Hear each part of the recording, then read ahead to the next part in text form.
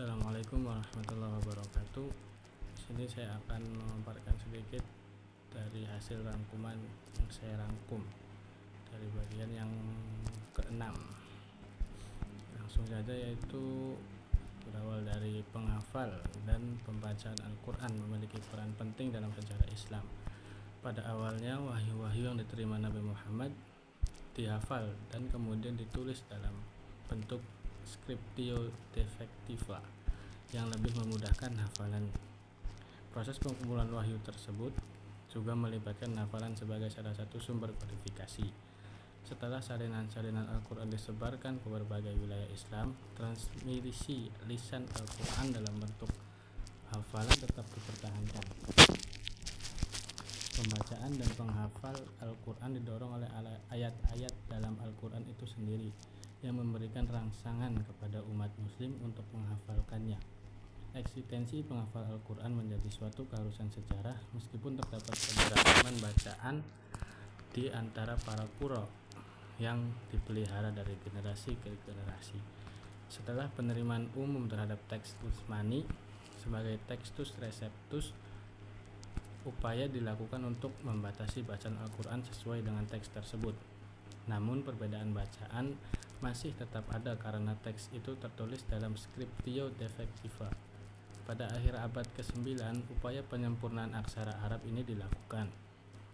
Dan pada awal abad ke-10, 7 bacaan yang mendominasi pembacaan dan penghafal Al-Quran di kalangan kaum muslimin sendiri. Tradisi pembacaan dan penghafal Al-Quran memiliki tempat yang sangat penting dalam masyarakat muslim. Bahkan pentingnya pembelajaran Al-Quran ditekankan sejak usia belia. Dalam dokumen yang diberikan terdapat informasi tentang pengajaran dan pembelajaran Al-Quran di kalangan muslim. Praktek mengajarkan anak untuk menghafal Al-Quran dimulai pada usia dini. Meskipun ada perbedaan pendapat tentang kapan tepatnya memulai pembelajaran tersebut. Beberapa tokoh seperti Abu Abdullah Muhammad bin Idris al-Syafi'i mendukung menghafal Al-Quran sejak usia 7 tahun. Sementara yang lain seperti Malik bin Abbas tidak setuju karena khawatir anak-anak akan keliru dalam menghafal kata-kata Al-Quran. Selama berabad-abad, sekolah-sekolah khusus didirikan untuk mengajarkan Al-Quran kepada anak-anak muslim. Sekolah-sekolah ini dikenal dengan berbagai nama, tapi umumnya disebut dengan kutab atau kotatib. Khalifah Umar bin Khattab diketahui telah memerintahkan pembangunan sekolah semacam ini. Sebelum adanya sekolah ini, pengajaran Al-Quran kepada anak-anak biasanya dilakukan secara pribadi oleh orang tua. Selain menghafal Al-Quran, ada juga ilmu tajwid yang berkembang dengan pedoman dalam membaca Al-Quran dengan benar. Tajwid meliputi aturan-aturan dalam artikulasi huruf-huruf hijaiyah dan juga membahas masalah waqaf, imalah, dan yang lain-lain. Pengajaran Al-Quran dilakukan baik secara privat maupun institusional. Di Indonesia, pengajaran Al-Quran secara privat biasanya dilakukan di rumah atau di musola dengan fokus pada menghafal surat-surat pendek. Sementara itu, pengajaran Al-Quran secara institusional dilakukan di lembaga pendidikan Islam seperti pesantren, madrasah, dan lain-lain. Di tingkat perguruan tinggi terdapat jurusan tafsir hadis yang mengkhususkan diri dalam studi Al-Quran.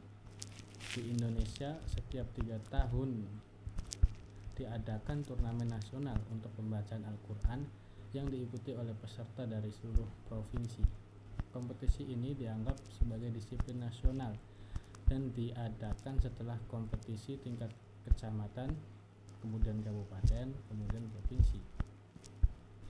Di Mesir juga merupakan salah satu negara yang terkemuka dalam pembelajaran Al-Quran. Penghafal Al-Quran menjadi kegiatan utama anak-anak sekolah dasar di Mesir. Universitas Al-Azhar dan pusat studi terkait mensyaratkan penerimaan mahasiswa yang menghafal seluruh Al-Quran. Dalam dokumen yang diberikan terdapat informasi tentang sejarah terjemahan Al-Quran ke dalam bahasa Latin oleh sarjana Kristen pada abad ke-12 hingga abad ke-17. Pada awalnya terjemahan ini dilakukan oleh Petrus Venerabilis kepada biara Cluny.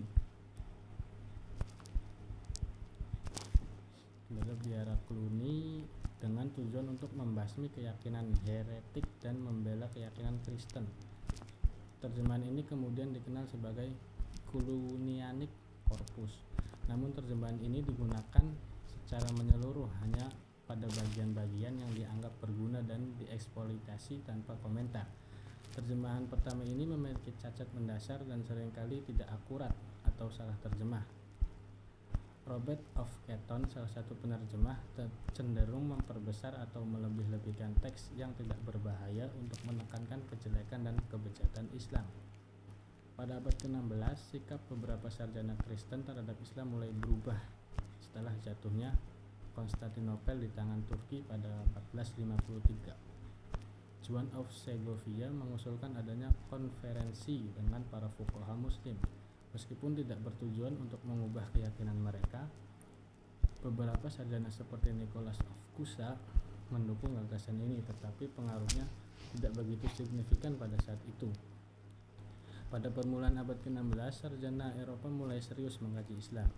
Guillaume Postel merupakan tokoh yang memberikan kontribusi besar dalam pengembangan kajian bahasa dan masyarakat timur. Studi bahasa Arab yang dilakukannya menghasilkan sikap kritis terhadap terjemahan Al-Quran dari Cluniac Corpus.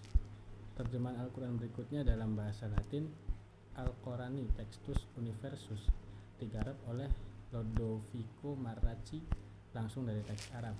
Terjemahan ini terlihat lebih cermat dibandingkan dengan terjemahan Cluniac Corpus, namun kadang-kadang terlalu harfiah sehingga sulit dipahami. Selain itu, terjemahan Al-Quran juga dilakukan ke dalam bahasa Italia oleh Andrea Arrivabene pada tahun 1547. Meskipun penerjemahnya mengklaim menerjemahkan dari teks Arab, hasilnya menunjukkan bahwa terjemahan tersebut tidak sepenuhnya akurat.